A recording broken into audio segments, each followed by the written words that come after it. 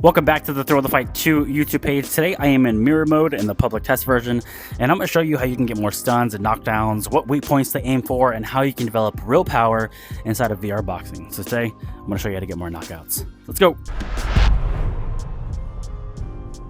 So as VR boxing gets more and more realistic, we're going to have to rely on more and more fight IQ and more technique to get us through to more victories. So with that being said, I'm going to teach you from the ground up. You hear it all the time, arm punches versus power punches, and it seems like there's like sides. It seems like one or the other. I'm here to tell you there's room for both. So there's boxers that have great success arm punching. There's boxers that have great success throwing the kitchen sink on every punch. It's about styles and attributes and body types and fight math, and none of it really makes sense, and all of it is beautiful. So I'm just here to tell you, arm punches exist in real life. Power punches exist in real life. Going like this and doing a quick is something that affects you, or doing a quick turning into it is something that also affects you. Maybe the is a little bit more powerful, obviously, but they both have their time. They both have their moments of use. So I'm here to tell you, let's start mixing things up. Think of your arm punches as setup shots, and think of your big bombs as the ones where you're going to turn your hips in and squish that bug with the back foot whenever you're going and really unload. Here's my avatar here, and again, arm punches, boom, just quick, kind of just pressuring out, not really doing too much, but it's very different than something like where I'm really turning over this foot, I'm really turning over the back foot, I'm really turning into the crosses or whatever it is. There's a big difference in it all. So let's talk about your power strikes. If I'm going to be on the inside, I want to set up these strikes. My power strikes should be aiming for a weak point. They don't necessarily have to be, and I'll even go a step further. They don't even have to land.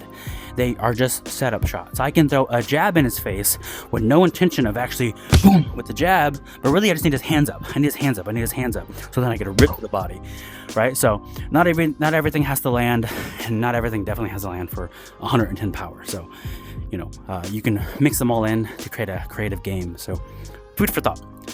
So if I'm here right here and I don't want a big right cross, I'm going to start from the bottom in. My toe will turn like I'm squishing a bug, my knee will turn, my hip will turn, then my shoulders. And then with this shoulder here, I'm going to punch my chin.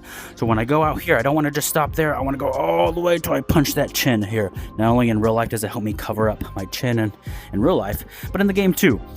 So whenever I'm here, big cross, right down the pipe. Big cross, right down the pipe.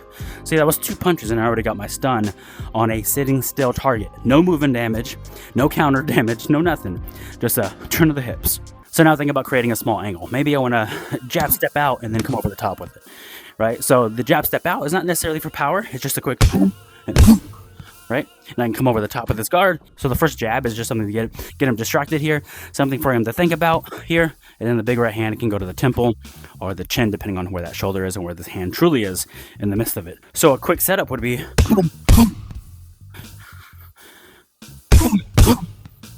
I'm throwing the jab and springing off the lead leg diagonally, and then my back foot's going to turn big as I throw the big overhand. So if you don't feel like going out to the same side as your opponent when it comes to a southpaw fighter, and I don't want to reach out here because that left hand's coming, then maybe I can just go to the outside.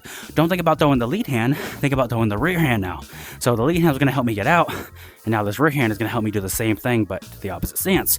So when I throw my cross, side step out, boom, and then I could just fishtail, boom, boom. And look at the stun.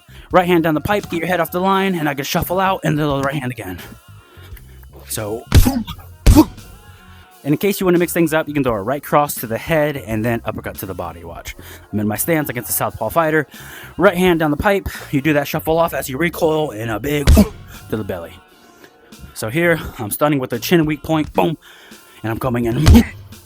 Just as much as a jab was a setup strike to the second hand in the first combination, this cross can be used the same way. I don't necessarily need to go, with the cross here, especially if that big second cross is coming to the body or head. So maybe I'm here, maybe I just paw. I'm pawing. His hands are staying up every time I go. And with that recoil paw, so it just depends on the situation, right? Or maybe he's not respecting the space and he's leaving a window open. So when you're pawing, he's keeping it open. And that's when you fire in, and then get out. Right? So with all that information in mind, start thinking about your fight IQ.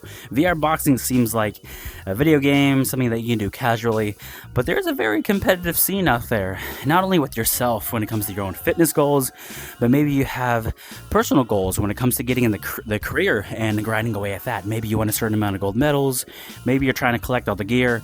So whether it's for your fitness goals, or whether you have personal goals, or whether your goal is to truly get better at boxing using VR boxing, I hope to give you the tools that you need to get things started. If you have any questions, the comments is where to be.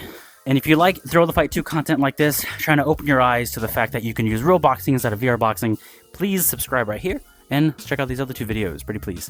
Thank you.